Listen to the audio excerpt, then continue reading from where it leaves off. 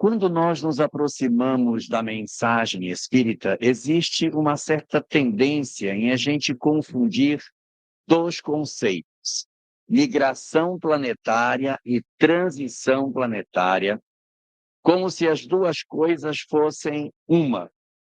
E, na verdade, são conceitos distintos expressos dentro da literatura espírita.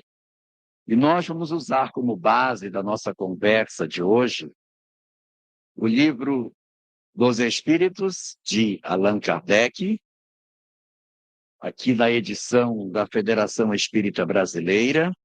Iremos usar também bastante o livro A Gênese, de Allan Kardec, também editado pela Federação Espírita Brasileira. Iremos usar um material constante em obras póstumas, também de Allan Kardec. Aqui eu estou com a edição do IDE, do Instituto de Difusão Espírita. E vamos fazer uma passagem, ainda que rápida, por essa obra magnífica, Depois da Morte, de Leon Denis, também editado pela Federação Espírita Brasileira. Quando a gente fala sobre migração planetária, é muito comum as pessoas imaginarem um fenômeno que muitas vezes se fala na literatura, daquela quantidade enorme de espíritos saindo de uma vez só, migrando do planeta. E a gente, às vezes, até tem a ideia de que esse fenômeno é um fenômeno extraordinário, mas ele não é. Ele é um fenômeno ordinário, ou seja, migração de espíritos não é uma singularidade, é uma circunstância prevista dentro do processo evolutivo. E o livro A Gênese, de Allan Kardec, no seu capítulo 11, no item 37, vai nos comentar que existem dois tipos de transição planetária, de migração planetária. Um tipo de migração se dá nas situações ordinárias e comuns, e o outro tipo se dá nas situações especiais. Então, há duas situações que podem fazer os espíritos migrarem, ou seja, saírem de um planeta para irem para outro. É muito importante que a gente compreenda que nós não pertencemos aos planetas.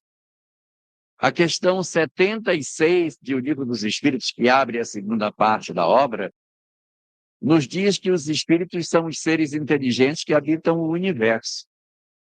A gente não pertence à Terra. Nós estamos aqui por uma circunstância. Enquanto nos for conveniente, esse local é nosso lar. Na medida em que ele não nos é mais conveniente, outros orbes, outros planetas, outros lugares são previstos para o nosso processo de desenvolvimento. Então, dentro dessa visão, Allan Kardec vai nos destacar que há dois tipos de migração. E no item 35 do capítulo 11, ele vai explicitar quais são esses dois tipos de migração. Existe um tipo de migração chamado migração individual, que, como o próprio nome está dizendo, é individual, ou seja, é um espírito só. As migrações individuais acontecem fora da transição planetária, sempre para mundos melhores do que o que estamos, e o espírito vai se quiser. Então, de repente, dentro de um determinado orbe, tem um espírito que está numa condição bem superior ao que o seu planeta apresenta. Ele recebe um convite para que ele, então, migre para uma esfera superior, se ele assim quiser. Ele aceita ou não. Nós temos essa apresentada na figura de Bezerra de Menezes, que recebeu um convite e acabou declinando, pelo menos por hora. Temos a história de Alcione, que recebeu um convite e foi. E como foi, voltou também para ficar um tempo por aqui, porque a gente também não, quando vai, não fica proibido de voltar. Mas as migrações individuais são as migrações de um indivíduo. E existe um outro tipo de migração, muito mais conhecida dentro do movimento espírita, a migração coletiva, que é exatamente o reverso da medalha. Em vez de um, são vários. Em vez de ir para um mundo que é socialmente, espiritualmente melhor, vai para um mundo que é socialmente e espiritualmente pior, porque é compatível com o nosso padrão evolutivo. E ao invés de ser facultativo, a convite, aceita se quiser, aí é compulsório mesmo, vai mesmo. Se quiser, vai, se não quiser, vai também. Então, esses dois tipos de migração estão presentes na obra e na Gênese você vai encontrar um material farto sobre essa questão. E o próprio livro A Gênese, no capítulo 18, no item 2, vai dizer que a humanidade ela evolui em dois tipos de ritmos. Ela evolui lentamente ou ela pode evoluir em pouco tempo dando um salto, ou seja, ela tanto avança milimetricamente na transformação aguardada dos seus indivíduos, como ela também tem momentos em que ela avança muito rápido num intervalo curto de tempo.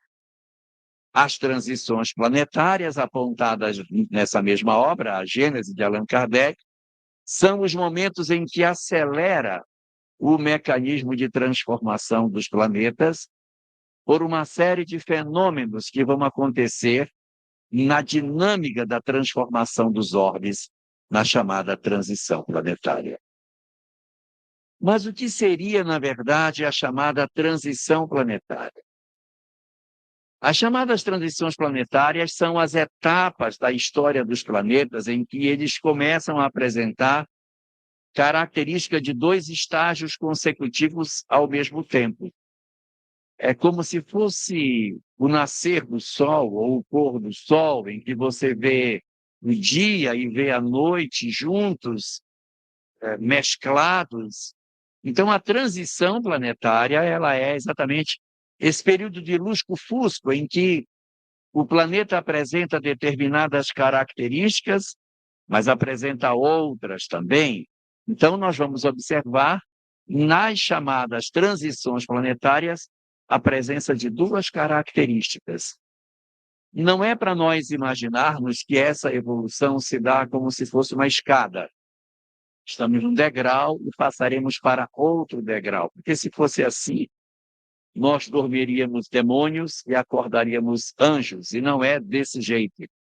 A transição planetária é uma rampa em que a gente vai milimetricamente subindo a cada etapa vencida, cada novo momento, a humanidade experimenta um processo de transformação.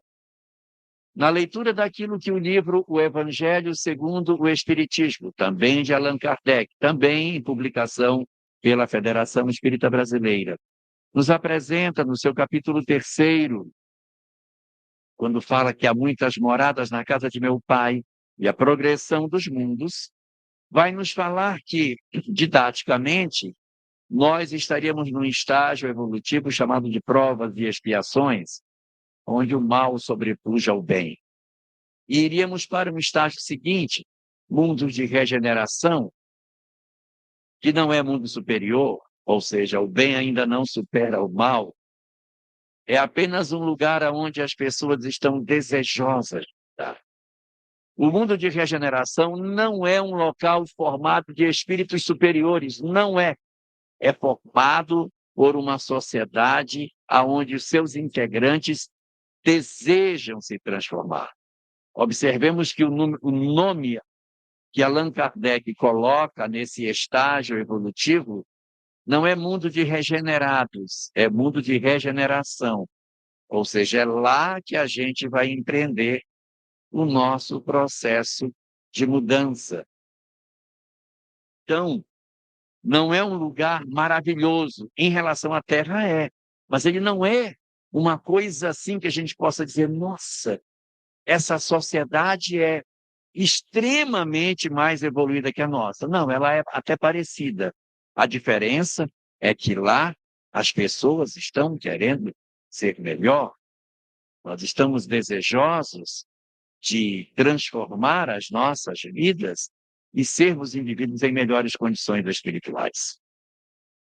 E uma pergunta se impõe, afinal de contas, nós estamos em transição planetária, não estamos, já começou, já terminou. Quando termina? Está todo mundo louco para saber, porque tem uma série de datas aí. Tem uns que dizem que ela vai terminar no ano 2000, outros dizem que ela vai terminar no ano 2012, tem outros que falam que é o ano 2019, e tem um pessoal que fala que é no ano 2057. Sabem a data? Está na codificação kardeciana, não sabe. Está no livro dos médiuns a data do término da transição planetária. Item 267, parágrafo 8º, está dia, mês e ano de quando vai terminar a transição. Se quiserem ver em casa, vocês já, se quiser, eu falo aqui a data. Querem que eu fale? Não vão se assustar.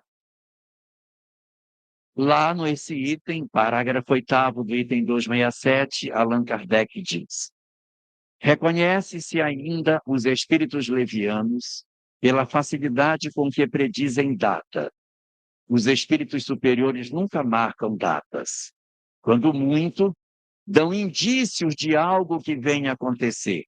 Mas toda previsão com data marcada tem indício de mistificação. Portanto, esqueçamos as datas. Não tem data marcada, porque senão aonde ficaria o livre-arbítrio da criatura? É lógico que existe uma janela de tempo, mas nós não sabemos quando que esta janela vai terminar, e os espíritos atuam na perspectiva de facilitar com que esse movimento se dê o mais cedo possível.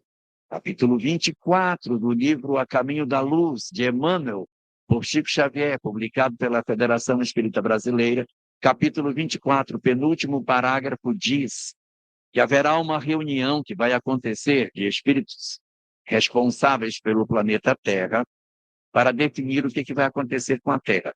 Só que isso é em 1938. Eu ainda era criança, mas eu acredito que essa reunião já pode até ter acontecido, porque já tem tanto tempo de 38 para hoje que pode ser que essa reunião já tenha ocorrido e alguma decisão pode ter sido tomada, inclusive de dizer, vamos aguardar mais, deixar a nossa sociedade da Terra ter mais algumas experiências. Mas quando terá começado a transição? É difícil dizer, porque como é um processo lento, ela começa a cada dia. Alguém pode dizer que ela começou na vinda do Cristo, é uma possibilidade. Pode dizer que ela começou com o advento do Espiritismo, é uma possibilidade. É uma marca, uma referência. Mas a obra espírita ela traz indicações no livro A Gênese, capítulo 18, no item 9. A gente vai encontrar uma informação a esse respeito, dizendo lá que a transição começou há quase um século. Eu fiz as contas, dá em cima da Revolução Francesa. Então, a Revolução Francesa marcaria não somente uma mudança social, mas uma mudança também na transformação que o planeta experimenta na sua mudança. No livro Obras Póstumas, que é um livro que o índice nem é numerado, viu, Geraldo? Não é numerado. E é ruim de achar os capítulos na Obras Póstumas. É uma obra atribuída a Kardec, publicada 21 anos depois da sua desencarnação. Mas o autor não eternizou, não botou, não faz como Kardec, que cria capítulo dentro dos capítulos, itens, para você ir precisamente no ponto. Não tem. Então, vai dar um pouco de trabalho, mas a gente pode pegar em casa. Tem a primeira parte, segunda parte, na segunda parte vai contar no dedo 31 capítulos. O capítulo 31 da segunda parte tem uma mensagem espetacular chamada regeneração da humanidade. É uma mensagem longa, tem 29 parágrafos. É grande, mas ela é fantástica na explicação do fenômeno da transição planetária. E é essa mensagem que está no livro Obras Póstumas, que no seu parágrafo 21, vai dizer no parágrafo 21 que a transição planetária começou há um século. Então, na Gênesis fala quase um século, em Obras Póstumas fala um século, tudo bem. Mas dali em cima do período da Revolução Francesa, as mudanças que teriam acontecido durante essa etapa. E aí a gente diz assim, ué, mas começou e a gente vai ver isso onde? Como é que é essa transição? Porque é muito comum as pessoas dizerem assim, olha, quando vier a transição, você se prepare. Porque vai ser uma desgraça. Vai ter fome, guerra, terremoto, maremoto, tufão, furacão, tsunami. O Evangelho de Mateus, no capítulo 24, no sermão profético, traz Jesus comentando sobre, no período da chamada transição planetária, que é traduzido para o português como sendo final dos tempos, mas não é isso que no grego está colocado. A palavra no grego é sinteleiakosmos, que significa síntese do mundo, resultado do mundo, não final. Final como resultado. Quem gosta de Esperanto, na tradução da Bíblia em Esperanto, em vez de final dos tempos, está escrito maturidio de la mondatio. Maturidio de la mondatio não tem nada a ver com o final dos tempos. Maturidio de la mondatio é maturação da idade do mundo, ou seja, período de maturação do mundo. Não é final dos tempos, e é como foi traduzido por Zamenhof com relação a esse termo do grego. Então, ali realmente Jesus fala que nesse período haverá guerras e rumores de guerras, cataclismas. E Allan Kardec, consultando os espíritos, constrói uma narrativa sobre essa discussão, trazendo a opinião dos espíritos sobre isso. E no capítulo 18 do livro A Gênese, no item 7, Kardec vai colocar para nós que a transição planetária não são sinais físicos, não são movimentações geológicas, até porque terremoto sempre teve, maremoto sempre teve, pandemia sempre teve. Essa agora foi bem ruim, mas a anterior foi pior. A gripe espanhola também foi 3 anos. E o que é mais terrível foi a Primeira Guerra Mundial, de 1914 a 1918, quando o pessoal saiu da Primeira Guerra Mundial, que respirou, veio uma pandemia com 3 anos, todo mundo trancado em casa. Quando terminou a pandemia, agora vamos ter sossego, passou 19 anos, veio a Segunda Guerra Mundial. Então, numa mesma geração, aconteceu muita coisa nessa janela aí desses 25 anos.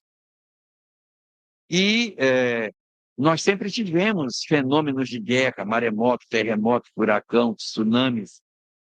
Não é diferente. A peste negra, que aconteceu durante a Idade Média, 1347 a 1352, levou, segundo se crê, 1/3, alguns falam metade da população da Europa, o que é muito, muito, muito, muito mais do que as últimas pandemias que nós tivemos. Então, o que os espíritos dizem a Kardec, é o que ele coloca nesse item 7 do capítulo 18, é que as mudanças não são geológicas, não são as entranhas do planeta que se movimentam. Diz ele que as mudanças são sociológicas, que o problema, Nayara, é dentro da criatura, é dentro do indivíduo, não é do lado de fora. É com você mesmo.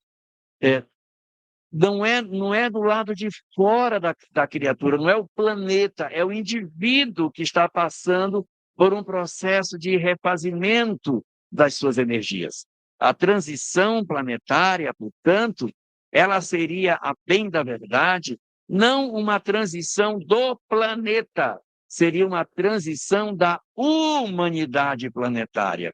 Que quem está em processo de transição é a criatura humana. Porque no planeta, de provas e expiações e no planeta de regeneração, chuva vai continuar caindo para baixo, não vai cair para cima. O planeta não vai mudar. Os rios continuarão correndo para o mar. Mangueira continuará dando manga. Não vai mudar. Ou seja, a transição não é do orbe, a transição é da humanidade planetária. O que está mudando é a humanidade. A gente ouve algumas pessoas falando que o eixo da Terra vai corrigir, vai ficar reto. Não vai, gente. Não vai. Se esse negócio acontecer, é uma loucura. Primeiro que não tem como a Terra desinclinar 23 graus, ela vai continuar inclinada para fazer as estações primavera, outono, inverno e verão, é inclinado o eixo da Terra. Uma mudança de 0,000 de grau já dá uma mudança imensa no planeta. Então, essas sugestões de que o planeta vai rodar a partir daí verticalmente, elas geologicamente e astronomicamente elas não se justificam, até porque para fazer uma correção dessa tem que ter uma colisão absurda com um orbe tão grande para bater na Terra que a vida se extinguiria. Não tem como. Vai ficar assim mesmo. Essas notícias muito fantásticas, até fantasiosas, a gente tem um pouquinho de calma com elas. Então, a transição planetária, ela não se dá em outro lugar que não seja o coração da criatura humana. É dentro dos nossos corações que ela vai acontecer. É dentro de nós, na revisão de valores, na análise daquilo que ocorre na intimidade dos nossos corações, é que vai de fato se dar isso. Nessa mensagem de Obras Póstumas, no capítulo 31 da segunda parte, o terceiro parágrafo diz assim: não procureis sinais da transição planetária nos céus, não está nos céus. Então, as pessoas ficam esperando a Lua, o Sol, uma mudança externa. E não, as mudanças são internas. O que está acontecendo e que determina, de fato, que estejamos num período de transição planetária são as mudanças que a criatura humana está experimentando. E não estão sendo poucas. O que está acontecendo nas últimas décadas tem sido muito forte, permitindo que a gente consiga identificar nesse processo da transição planetária como se tivesse 7 passos na produção dessa transição, como se a transição acontecesse marcada por 7 eventos que não são seguidos, assim, termina um para começar o outro. Eles vão acontecendo, mas não necessariamente um, quando acontece, o outro já acabou. Eles acontecem juntos, juntos.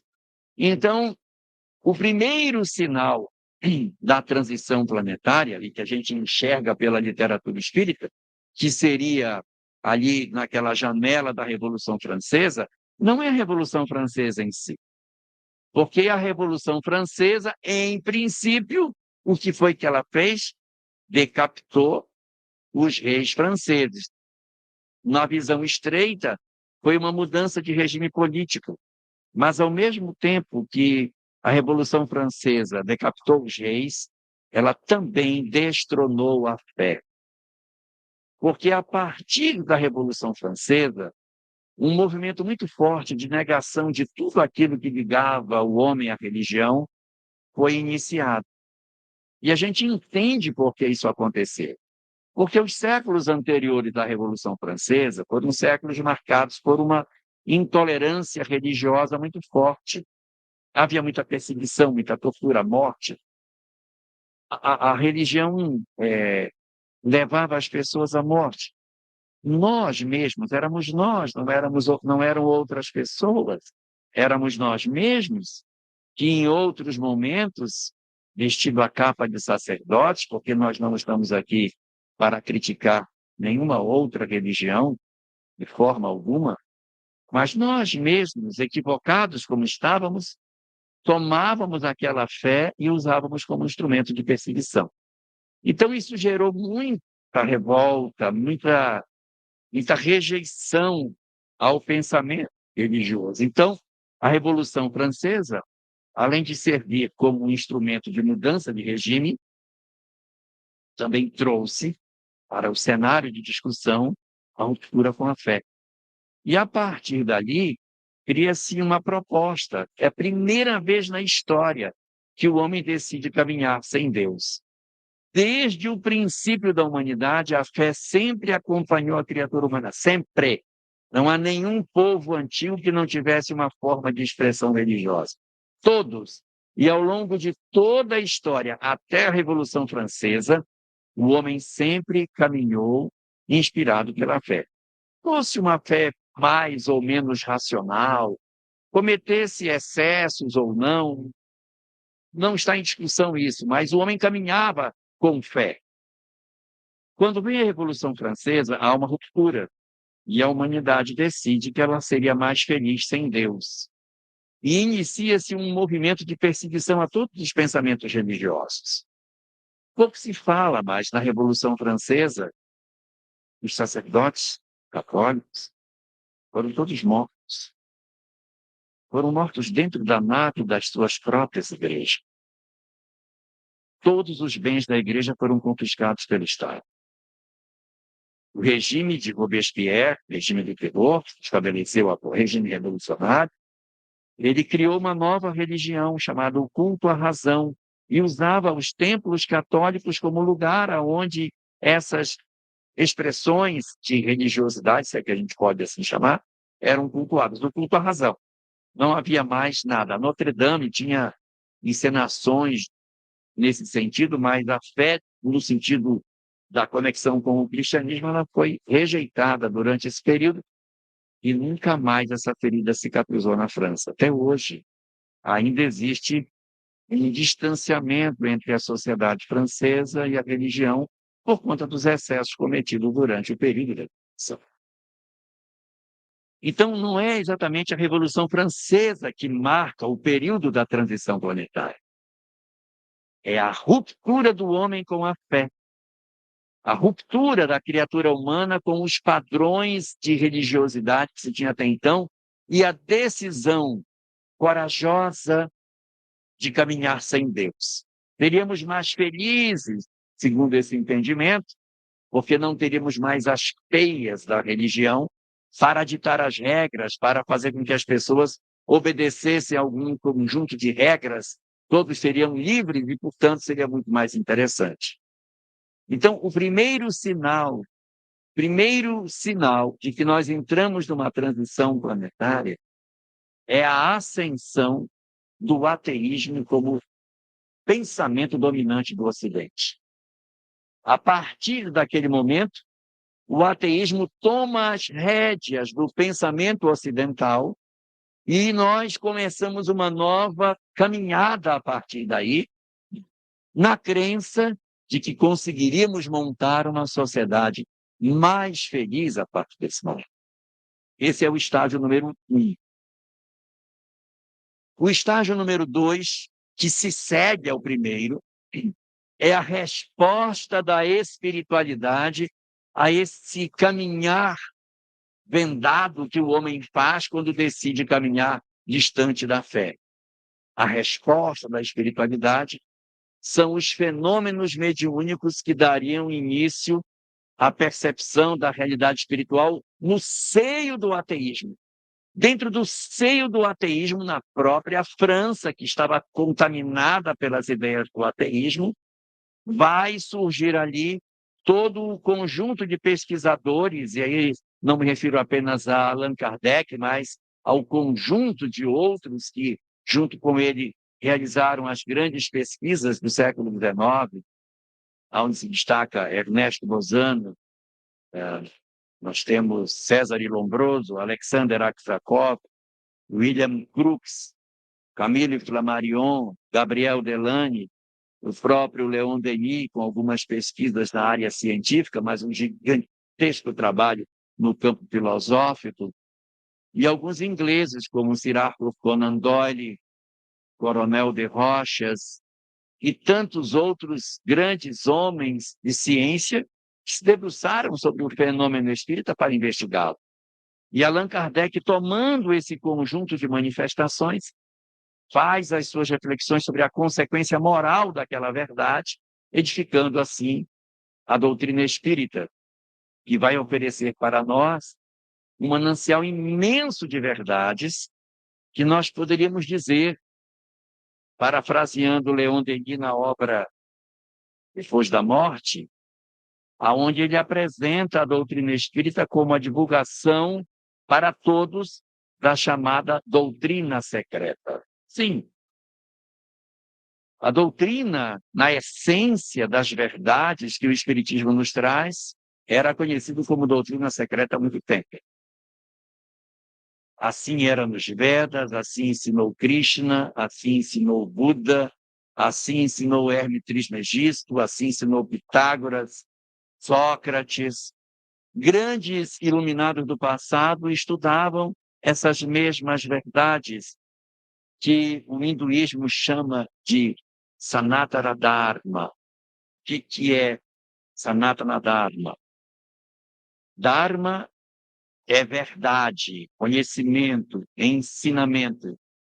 Sanatana é aquilo que é eterno, aquilo que não muda, aquilo que sempre vai ser assim. Amai o próximo como a ti mesmo. É Sanatana Dharma. Amai os vossos inimigos. Esses conhecimentos, chamados Sanatana Dharma, estavam desde o princípio, só que era doutrina secreta, só conhecia quem era iniciado. O homem comum não conhecia.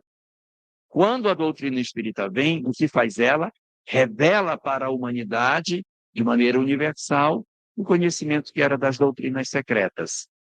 Então, a gente vai observar essa reflexão feita pelo próprio Kardec em 3 momentos no Livro dos Espíritos. No item 222, no primeiro parágrafo, na 6ª parte da conclusão da obra, no primeiro e no 3º parágrafo. Allan Kardec dizendo: as verdades espíritas existem desde sempre. Seus conhecimentos não são novos. Novo foi o método de como fazer, mas o conhecimento era muito velho. Então, o segundo passo da chamada transição planetária é a chegada universal do Sanatana Dharma, ou seja, do conhecimento das doutrinas secretas, entregue para que todas as criaturas tenham acesso a esse conhecimento. Número 3, terceiro passo, que não significa dizer que ele acabou, ele acontece até hoje. A encarnação dos espíritos empedernidos. No período da transição planetária, ocorre uma maciça encarnação de entidades profundamente perturbadas. Essas entidades, elas encarnavam na Terra, mas elas encarnavam a conta-gotas, um por vez. Quando vinha um, os outros ficavam sentados esperando. Quando ele voltava, desencarnou, sente agora lá, vai pensar no que você fez, agora fulano, sua vez. Então, nós não recebíamos vários deles ao mesmo tempo. Quem pensou no cunhado está errado, não é o cunhado.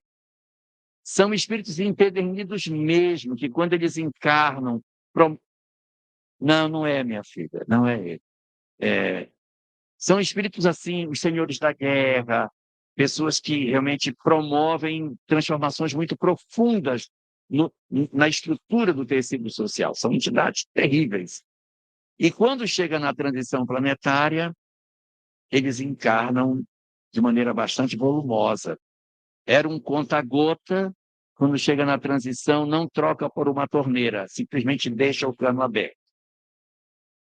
E isso aí não precisa ninguém se preocupar. Isso está no Apocalipse, capítulo 20, versículo 3 e versículo 7, onde diz que no final dos tempos convém que Satanás seja solto por um pouco de tempo. Podem ficar tranquilos que o Satanás já está entre nós. Você fica preocupado que ele vai vir, já está. E olha, é só por um pouco de tempo. Só por um pouco de tempo. Satanás aqui é uma figura alegórica para representar as entidades muito endurecidas, mas que são nossos irmãos, e que precisam de uma oportunidade para se transformar, precisam de uma oportunidade para crescer, Débora. Não dá para que eles fiquem eternamente nessa condição, eles têm que poder se desenvolver. Então, o terceiro momento da transição é a chegada dessas entidades bem difíceis que estão entre nós. Não preciso nem dizer que a gente assiste a televisão, você vê. É o ódio, a violência, o desamor, a crueldade. São características dessas entidades que não têm compromisso com o amor, não têm compromisso com os sentimentos de fraternidade. Quarto sinal, para compensar a encarnação dos maus, encarnação dos bons também. Também ninguém é de ferro para receber no planeta só espírito complicado. Vem os bons também. Essa é a notícia boa, mas ela não é tão boa porque os bons são menos numerosos do que os maus. Porque se eles vierem em grande quantidade, eles vão acabar fazendo o trabalho que é nosso. Não pode. Tem que vir pouquinho mesmo. E eles têm que inspirar a gente vai e faz o trabalho. Mas eles não podem vir em milhões. Se eles vierem aos milhões, eles vão fazer o trabalho. Um Gandhi libertou a Índia. Um Paulo de Tarso mudou a história do cristianismo. Então, são poucos, mas bastante efetivos. E espíritos perturbados tem bastante. Uns encarnaram e outros ainda estão do lado de lá, perturbando os que estão do lado de cá, para achar que está certo o que eles fazem. Então, a gente vê mudanças muito profundas acontecendo nesse quarto fenômeno, que é a chegada de gente interessante para mudar o planeta. Quinto sinal, o império da loucura. Porque quando o ateísmo chega, ele não determina o desmontar da sociedade. Mas depois de 200 anos que ele está dando as regras, a sociedade se desmonta. E nós temos hoje a colheita da proposta do homem sem Deus. Nunca tivemos tanta depressão, tanto suicídio, tanta ansiedade. Olha, a gente às vezes acha que a gente está bem. Ah, não, a gente está bem, é tal. Para saber o quanto nós estamos realmente doentes, nós temos que fazer um experimento. Suspender toda a medicação tarja preta por 1 ano. Aí você ia saber como é que nós estamos, porque a gente está assim medicado. Nós não sabemos como nós estamos, a gente está assim medicado. Bate o carro, aí sai do carro. Ai, ficou lindo amassado, gente. Amei. Ficou assim, parece uma flor. Ai, muito obrigado, porque bateu o meu carro, ficou até bonito. Eu preferia ter amassado. Isso aí está medicado, não é possível estar medicado.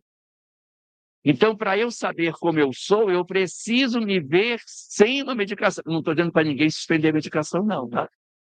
Eu estou só dizendo, né?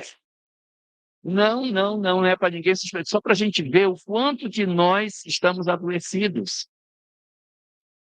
Então,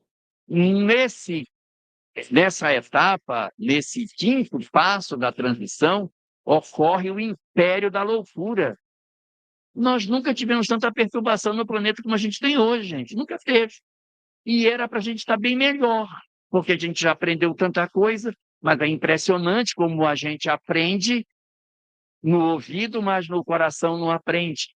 E só um parêntese para quem diz assim, ai, a humanidade nunca melhora, né?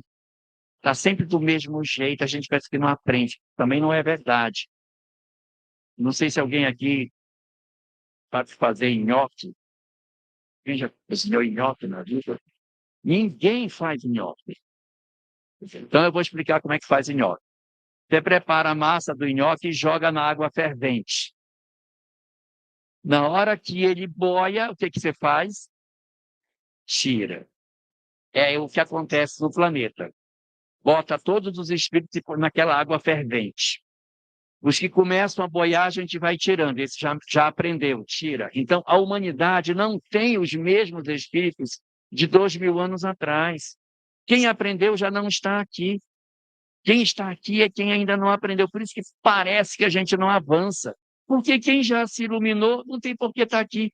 Só fica na alfabetização quem tem que se alfabetizar. Quem se alfabetiza pode passar para o estágio seguinte. E o nosso estágio é o de alfabetização mesmo. Então, nesse nosso nessa nossa quinta etapa, a gente vai perceber em obras póstumas, naquela mensagem lá da segunda parte, no capítulo 31, no 20º parágrafo. É um parágrafo meio grande, mas dentro dele vocês vão encontrar. Lá diz assim, ó. A loucura na transição planetária chegará a tal fonte, que o suicídio se multiplicará como nunca visto anteriormente. Está acontecendo? Está acontecendo, Jude? Está acontecendo. A ponto de que as próprias crianças se suicidarão. Infelizmente, também já está. Então, a loucura alcançará níveis nunca antes vistos. Está acontecendo. Hoje está todo mundo bem complicado. O suicídio ampliará de maneira impressionante. Acontecendo. As próprias crianças se suicidarão. E para terminar o raciocínio, o autor espiritual ainda diz: e então, naquela época, muitos, antes mesmo de encontrarem a morte, estarão riscados no número dos vivos. Então, são pessoas que estão fisicamente encarnadas, mas elas estão mortas.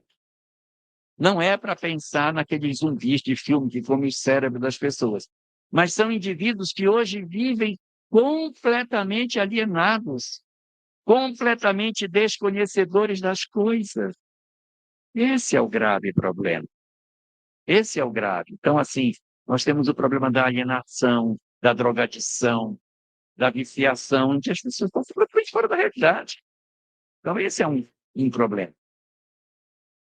Sexto período,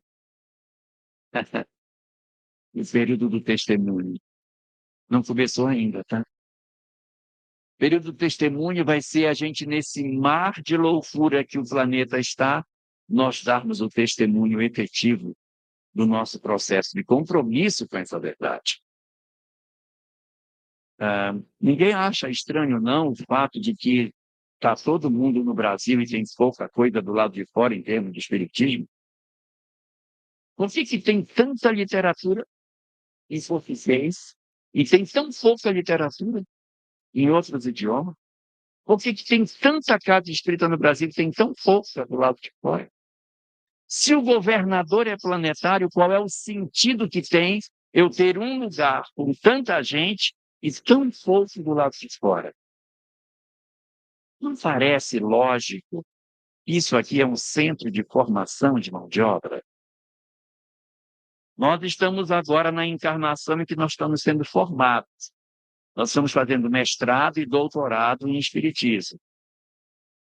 Na próxima encarnação em que começa o trabalho. Nós vamos, na próxima encarnação, realizar a atividade do testemunho, em que nós iremos levar essa mensagem para outros lugares. Observemos o Evangelho segundo o Espiritismo, capítulo 20, item 4, Obreiro do Senhor, o último parágrafo, a mensagem termina dizendo assim: e aqueles que não recuarem diante de suas tarefas, o Senhor reservará a estes os postos mais difíceis na grande obra de regeneração da humanidade. É esse.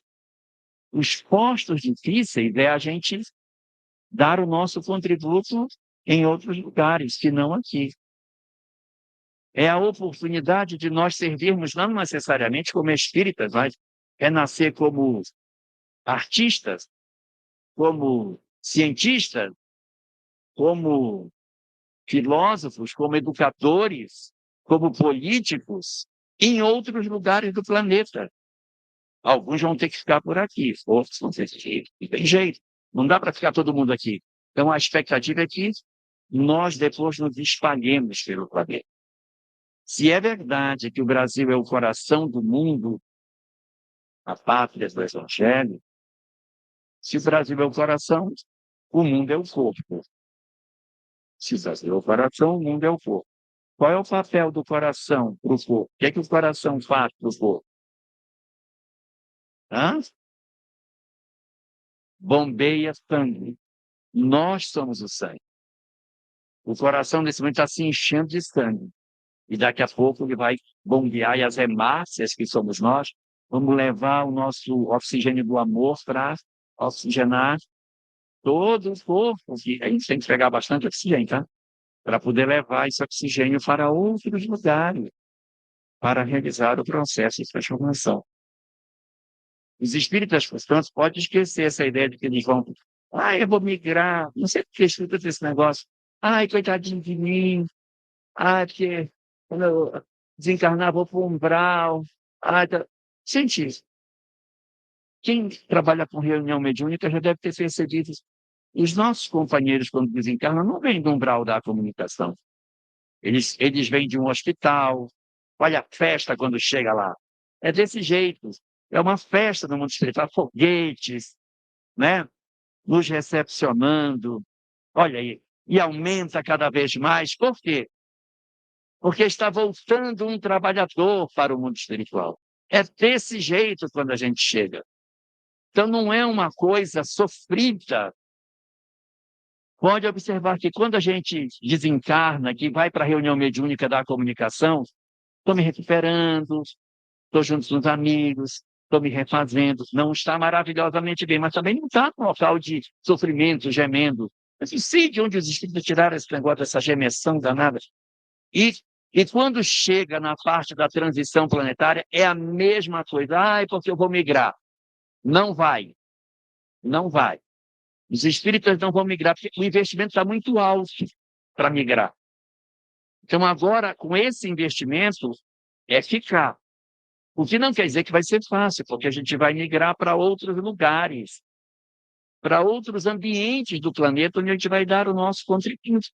É isso que a gente vai experimentar nesse processo da transição. Não é uma mudança que eu possa dizer que eu vou ser expulso do planeta.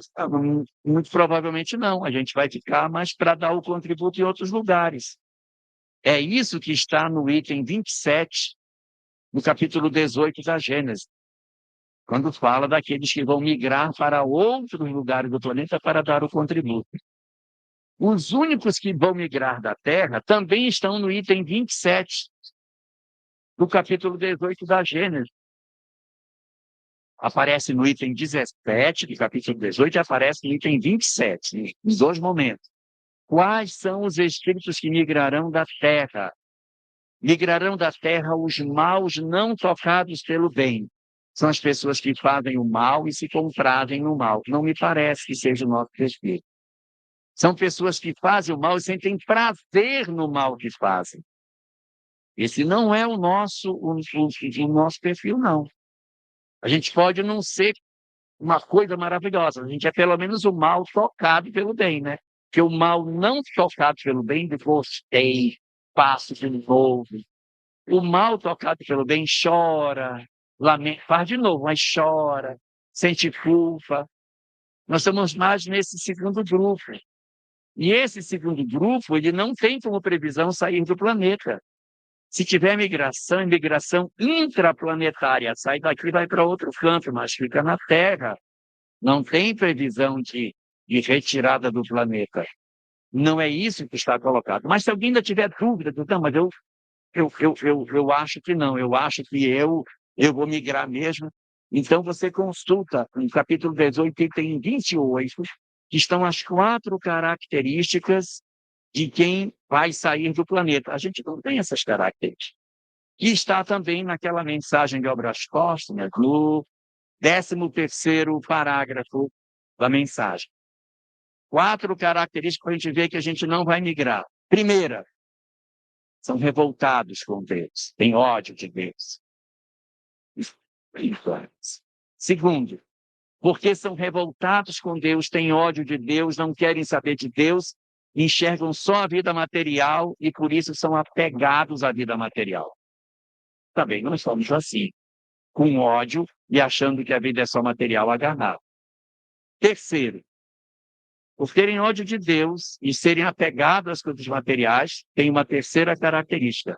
As paixões os dominam, não conseguem refrear seus impulsos,